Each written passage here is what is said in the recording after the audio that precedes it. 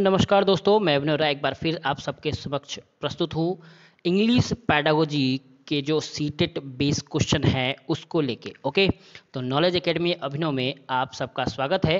और जो English pedagogy का मोस्ट इम्पॉर्टेंट क्वेश्चन है, जो मैक्सिमम क्वेश्चन जो आपके पेपर में आते रहते हैं, वही क्वेश्चन मैं लेके आ गया हूँ आपके सबके सामने। तो मैं आपके लिए हिंदी पैडागोजी, संस्कृत पैडागोजी, इससे पहले आपके लिए मैं वीडियो बना चुका हूं। एक बार जरूर देखिएगा उस वीडियो को, ताकि समझ में आए कि पैडागोजी के क्वेश्चंस कैसे आते हैं। हिंदी के पैडागोजी टॉप 50 क्वेश्चन है, जो कि कुछ ऐसे क्वेश्चन है जो कि संस्कृत और इंग्लिश उन दोनों ही पैडागोजी में क्वेश्चन आते हैं। ओके, तो इसलिए हिंदी में मैक्सिमम क्वेश्चन मैंने डाला है, 50 पैडागोजी के क्वेश्चन डाला है, तो जरूर उसको देख लीजिएगा एक बार। और आज मैं स्टार्ट कर रहा हूँ इंग्लिश पैडागोजी के क्वेश्चन। ओके, तो समय न गंवाते हुए स्टार्ट करते हैं। और जो चैनल पर नए हैं वो चैनल को सब्सक्राइब कर लीजिए, ताकि आपको टीचिंग रिलेटेड जो भी न्यूज़ है, जो भी क्वेश्चंस हैं पैडागोजी से related, super TET, C TET, UP TET से रिलेटेड जितने भी चैप्टर्स पढ़ाए जाते हैं, स्पेशली सीडीपी के, वो आपको प्रोवाइड कराया जाएगा। साथ ही साथ करंट भी के जो रेगुलर वे में आपके समक्ष लेके आ रहा हूँ, 10-10 क्वेश्चन, जो कि बूंद बूंद से एक दिन सागर भर देगा। तो वो जो क्वेश्चन है वो भी मैं लेके आ रहा हूँ। तो जल्दी से चैनल को सब्सक्राइब कर लीजिए, चैनल को पूरा देखिएगा, वीडियो को पूरा देखिएगा, चलिए समझ में आए कि क्वेश्चंस किस तरह के आते हैं। अब तो पेपर पेन कॉपी वाली जो OMR सीट वाले जो पेपर हैं, टेस्ट है, वो होने वाला है, और एक साथ पूरे इंडिया में होने वाला है। तो ये भी एक बहुत ही बढ़िया चांस है आपके लिए आसानी से सीटेट को निकालने के लिए। तो चलिए हम लोग देखते हैं समय न गवाते हुए। पहला क्वेश्चन है, अ लैंग्वेज इज, ओके, यानी भाषा क्या है, a broad term simply referring of human pattern verbal behaviour in a general. Next है, a set of specific rule for generating speech. C है another word for the dialect, और D है अपेडिंग्स। ठीक, तो लैंग्वेज क्या है, भाषा क्या है। अब भाषा एक ऐसा रूल्स है जो हम अपने स्पीच, अपने भाषा को प्रदान करते हैं और सामने वाला समझ लग सकता है। ओके, तो लैंग्वेज का यही मतलब होता है, a set of specific rule for generating speech. Okay, याद रखिए, ये सेट ऑफ रूल है जो कि बच्चे या जो भी लोग हों उस स्पीच को समझ सके। ऐसा नहीं कि उसमें व्याकरण की बहुत ज़्यादा ज़रूरत है, बहुत ज़्यादा टर्मिनोलॉजी की ज़रूरत है, बस ये है कि हम बोले और सामने वाला समझ ले, उसी को क्या कहते हैं, लैंग्वेज कहते हैं। नेक्स्ट क्वेश्चन है, the best time to learn a second language is. ठीक, सेकेंड लैंग्वेज के लिए सबसे बेस्ट टाइम कौन सा है। ओके, और ये कम से कम 3 बार मैंने ये क्वेश्चन को देखा है सीटेट में। The best time to learn a second language is early childhood, junior school, senior secondary school या कॉलेज। कौन सा ऐसा टाइम है जो सेकेंड लैंग्वेज सिखाने का सबसे अच्छा टाइम होता है। और अगर बात करें हम चौमस्की की, तो चौमस्की कहते हैं कि बच्चा LAD लेके आता है, और LAD मात्र 6 साल के लिए वैलिड होता है, 5 साल के लिए वैलिड होता है। और इस वक्त भाषा, इन जो बच्चे होते हैं भाषा को बहुत जल्दी एक्वायर करते हैं। तो कौन जो है लर्नर के लिए सेकेंड लैंग्वेज सीखने के लिए बेस्ट टाइम है, तो याद रखिएगा वो है early childhood.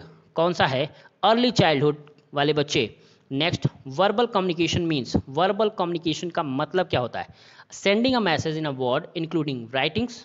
Okay, information communication, exact limited message the speaker want to convey, actual word said. Okay, तो वर्बल कम्युनिकेशन का मतलब क्या होता है, वर्बल कम्युनिकेशन का मतलब होता है sending a message in word including writings. ठीक है, यानी हम अपने मैसेज को सेंड कर सके इवन वर्ड में, और साथ ही साथ राइटिंग में भी, यानी किसी भी कैटेगरीज में हम अपने चीज़ों को, अपने मैसेज को बोल देना वर्बल कम्युनिकेशन के फॉर्म में आता है। याद रखिएगा, रिटन राइटिंग लिखने से यहाँ डिस्टर्ब मत होइएगा। राइटिंग यानी लिखित फॉर्म में या बोल के हम अपनी भाषा को जब दूसरे तक पहुँचाते हैं, उसे कहते हैं verbal communication. Okay, next, metalinguistic awareness is क्या है, the ability to think and talk about language, the ability to connect the distinctive sound in a word to letter, understanding of the mapping principle between sound and meanings, the ability to recognize writing from other visual marks. Okay, तो क्या है, तो first है the ability to think and talk about the language.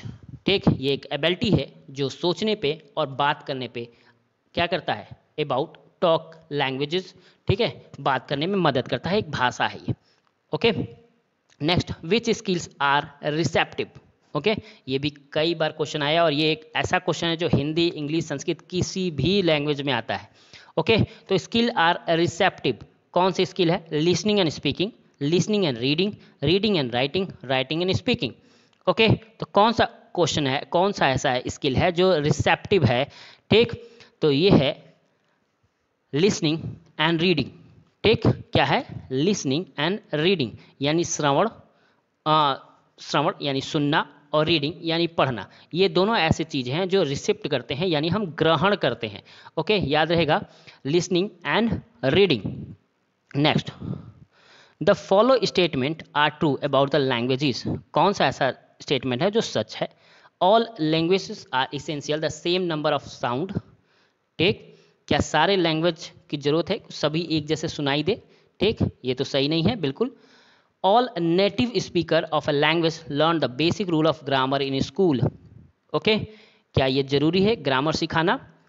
Next, which while the different language may be the use different phonemes, all the essentials share the same syntax। क्या सबके लिए same syntax हो सकता है? ठीक, और last है none of the above. ठीक, कौन सा आंसर सही है?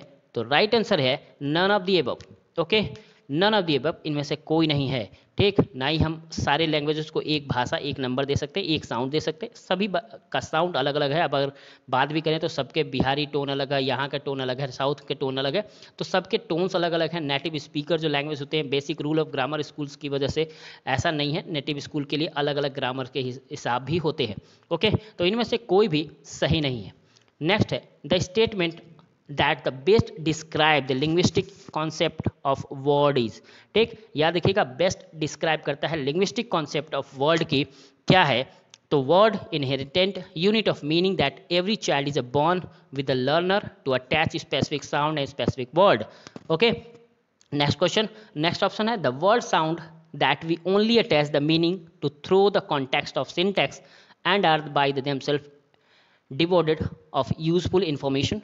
C, word are written pieces of languages that are defined via long culture consequences। और लास्ट है word are attributary sound that are memorized through the brute force are associated the mental logins with the word itself, its sound and its meaning। ठीक, यानी हर language का अपना एक memorising होता है, अपना एक फोर्स होता है जो कि हमें मेंटल लॉक्सिंग्स करता है उस वर्ड को समझने के लिए इटसेल्फ। यानी हिंदी में अगर कोई चीज़ गलत भी बोल रहा है तो सामने वाला चीज़ है वो अंडरस्टूड कर लेता है, वो समझ लेता है चीज़ों को कि हमें किस तरह समझना है, कैसे बोलना है और क्या बोलना है। ओके, तो याद रखिएगा, जो वर्ड की जो समस्याएं हैं, वो जो वर्ड को जैसे समझाना है वो इसमें है डी आंसर में। ओके, यानी हम अपने वर्ड को एट्रीब्यूट कर सकते हैं, उस साउंड को मेमोराइज कर सकते हैं, उस साउंड को हम फोर्सली समझ सकते हैं और मेंटल लॉक्सिंग से उस वर्ड को इटसेल्फ खुद ही समझ जाते हैं। ठीक, कभी कभी हिंदी पढ़ते हैं तो उस हिंदी में कुछ ऐसे वर्ड्स होते हैं जो काफ़ी टफ होता है, जिसकी मीनिंग एक्चुअली मीनिंग नहीं पता होती है, लेकिन सेंटेंस से हम उस मीनिंग को आसानी से ग्रहण कर लेते हैं। उसी तरह से इंग्लिश में भी बहुत सारे ऐसे पैसेज होते हैं, ऐसे लाइन होते हैं जहाँ हमें उस वर्ड्स की जो एक्चुअल मीनिंग है वो नहीं आ रहा होता है, लेकिन पूरे पैसेज को पढ़ने के बाद उस मीनिंग को हम आसानी से निकाल सकते हैं, यानी उस लैंग्वेज पे हमारी पकड़ होती है जिससे हम उस भाषा को आसानी से सीख सकते हैं। इसलिए राइट आंसर क्या है? D. Next, dash is the study of language from the cognitive and developmental law. ठीक, ऐसा कौन सी स्टडी है जो लैंग्वेज कॉग्निटिव है और डेवलपमेंटेशन लॉ पे कारगर है?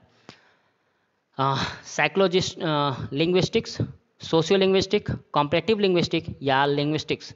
ठीक, तो कौन सा आंसर सही है? तो याद रखिए साइकोलिंग्विस्टिक ये जो है वो सही है, क्योंकि हम जब तक मनोविज्ञान नहीं जानेंगे तब तक हम किसी भाषा के कॉग्निटिव को नहीं समझ सकते। नेक्स्ट है the following definition best describe language equation. ठीक, ऐसा कौन सा डिफिनीशन है जो सबसे अच्छा डिस्क्राइब करेगा लैंग्वेज इक्वेशन को, लैंग्वेज एक्वायर को? ठीक, पहला है the process by which a society several cultural various. The process by which linguistics is applied is sociology. The process by which in the linguistic ability develop in a human, और D है the process by which the origin of language is developed. Okay, तो याद रखिए ये एक ऐसा process है, linguistic ability है जो ह्यूमन के द्वारा डेवलप किया गया है। सही, जाहिर सी बात है, मातृभाषा में बहुत अच्छा डिस्क्राइब और अच्छा लैंग्वेज इक्वेशन करते हैं। तो मातृभाषा वो होता है जो हम हम अपने घर आस पड़ोस अपने एक भाषा में बोलते हैं, और यही हमारी हमारी पहचान है जो कि हमारी ह्यूमंस के द्वारा डेवलप की जाती है। नेक्स्ट है, a student recommended the reading of the latest bestseller, saying that is a very interesting. You listen, try to make out whether the student observation is sincere or not. This type of listening can be described. ठीक, इस तरह के listening को क्या कहते हैं? The reading latest best seller, एक latest best seller की बुक है जिसको रीड करना है, saying that a very interesting. ठीक है, किसने कहा कि ये बहुत इंटरेस्टिंग है? यू लिसन, आपने सुना, try to make out whether the student observation in sincere और नॉट। ठीक, तो इस टाइप के लिसनिंग को क्या कहेंगे? तो पहला ऑप्शन है क्रिटिकल, कॉम्प्रिहेंशन, सिंपथेटिक या एक्टिव। ओके, तो इस तरह को क्या कहेंगे? तो इस तरह को कहेंगे क्रिटिकल, यानी हम देखने के लिए कह रहे हैं कि ये सारे लोग कह रहे हैं अच्छा है, आखिर क्यों अच्छा, क्या कारण है, इसके रीजन क्या है इसके अच्छे कहने का। तो इसको जानने के लिए जब हम चीज़ें पढ़ते हैं उसको कहते हैं critical. Okay, next, children deserve most of the credit for the language that is acquire the observation impulse that is in modern classroom. ठीक, student pursue their own lines of inquiry. A student need not attend L2 classes. A student may choose L2 on their own. The teacher establish the task and support or facilities learning. Okay, तो right answer क्या है? तो student pursue their own lines of inquiry. Okay, यानी खुद की inquiry वो स्वयं करे। Language that acquire the observation empire that modern classroom में मैक्सिमम चीज़ लैंग्वेज एक्वायर के लिए चिल्ड्रन को क्या करना चाहिए? तो ये बात है कि student pursue their own lines of inquiry, यानी खुद अपनी लाइन्स को इंक्वायरी करे, खुद समझे कि हम अपनी भाषा को सही से व्यक्त कर पाए हैं या नहीं। The type of text media क्या है? Audio, disc, tapes, illustration of and diagrams, motion picture या डॉक्यूमेंट्रीज। ओके, यानी ये सीडीपी के शिक्षण से ये क्वेश्चन है कि टेक्स्ट मीडिया क्या है? तो ये है एक डॉक्यूमेंट्री। ठीक, टेक्स्ट मीडिया क्या है? एक डॉक्यूमेंट्री है। Okay, next, student learning a language often lack of confidence when speaking due to the language unique pronunciation rules. One way to overcome the problem is, ठीक, ये प्रॉब्लम क्या है कि स्टूडेंट को लर्निंग लैंग्वेज में lack of deficiency है, confidence उसका lack है, कमज़ोर है। When speaking due to the language unique pronunciation. ठीक, हर एक लैंग्वेज का अपना एक यूनिक प्रोनाउंसिएशन होता है, रूल्स होते हैं। One way to overcome this problems, तो क्या होगा इसका? तो पहला, children reading allowed in a class using game like activities which require strictly verbal interaction in the classroom. Okay, और लास्ट है conducting special speech therapy with the counselor.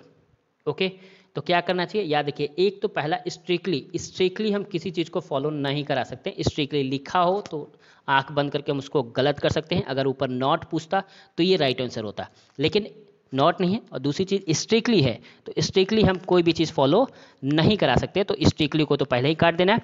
Next क्या करना है? तो खेल में शिक्षा के माध्यम से हम चीज़ों को, लैंग्वेज को भी आसानी से सिखा सकते हैं। तो using game like activities which require, जो भी रिक्वायरमेंट हो उसके हिसाब से हमें गेम बना लेना चाहिए। नेक्स्ट है, the contemporary target language classroom is a Confluence of varied language and language abilities. ठीक है, वेरिड लैंग्वेज, बहुत सारी लैंग्वेज के बारे में बात कर रहा है, and language abilities. Teacher should restricted their practices by exposing student to.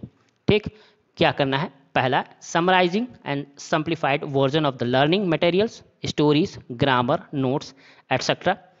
Next, worksheet with the variety of tasks that cover the syllabus and student give the response in the class under the teacher's guidance. Next है, the appropriate challenge based on a syllabus in a secure environment, opportunities for all students to explore ideas and gain mystery. Okay, और last है, adequate self explanatory notes either prepared by the teachers from the material writers. ठीक, यानी लिख के कभी भाषा नहीं सीखा जा सकती, तो ये तो बिल्कुल गलत है। ठीक, नोट्स बना के हम भाषा को नहीं सिखा सकते।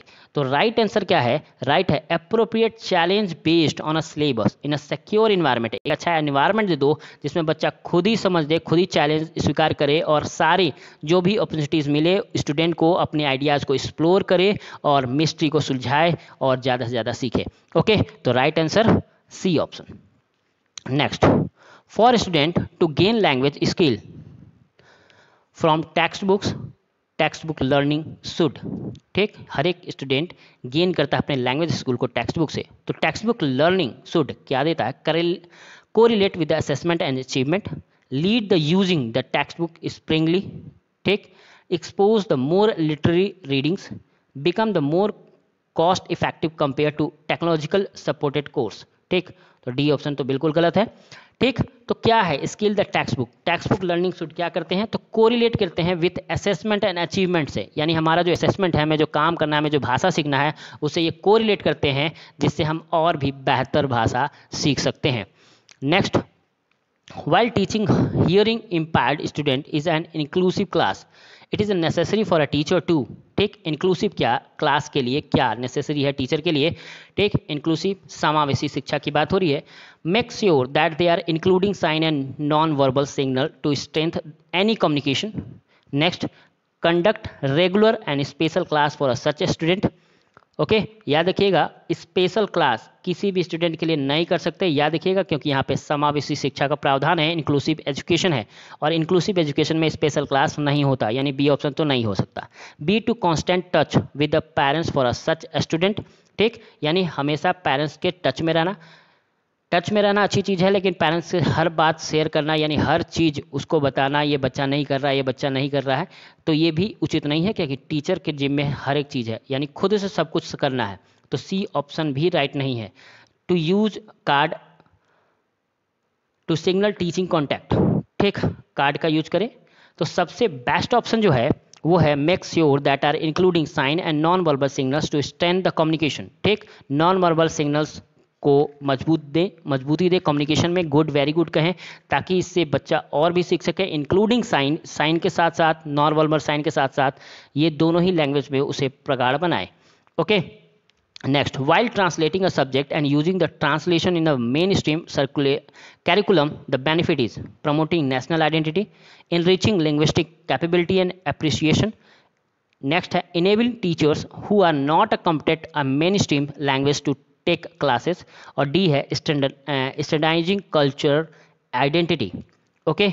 तो राइट आंसर क्या है, enriching linguistic capability and appreciation, जितना linguistic capability होगी, जितना हम इनरीच रखेंगे चीज़ों को, जितना हम अप्रिशिएट करेंगे चीज़ों को, उतना ही सब्जेक्ट के चीज़ें जो आएंगी वो समझ में आएंगी, ठीक है।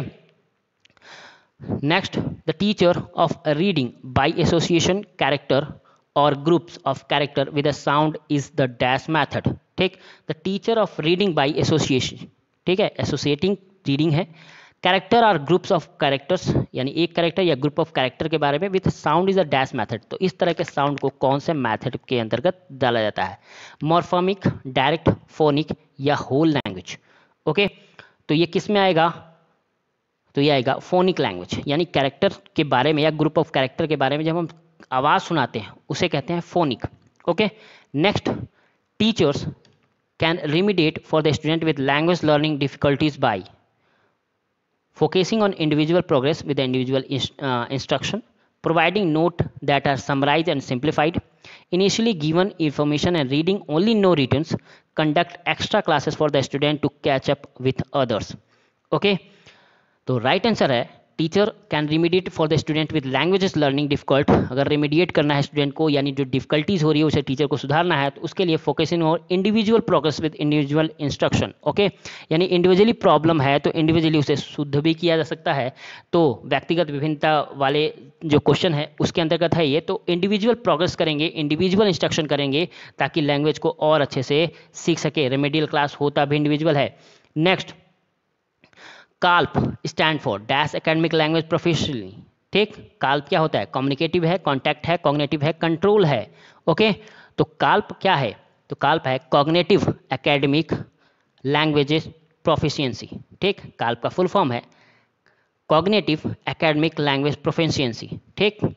लास्ट क्वेश्चन जो कि बहुत ही बेस्ट क्वेश्चन है, बहुत ही इंपॉर्टेंट क्वेश्चन है ये, teachers can remediate the student with language learning difficulties by, फिर से वही क्वेश्चन काफ़ी इंपॉर्टेंट था इसलिए आ गया, तो क्या करेंगे, focusing individual progress and individual instruction, okay. तो आज के लिए इतना ही, धन्यवाद, और चैनल को लाइक जरूर कर दीजिएगा, वीडियो को लाइक जरूर कर दीजिएगा, तो आज के लिए इतना ही, धन्यवाद।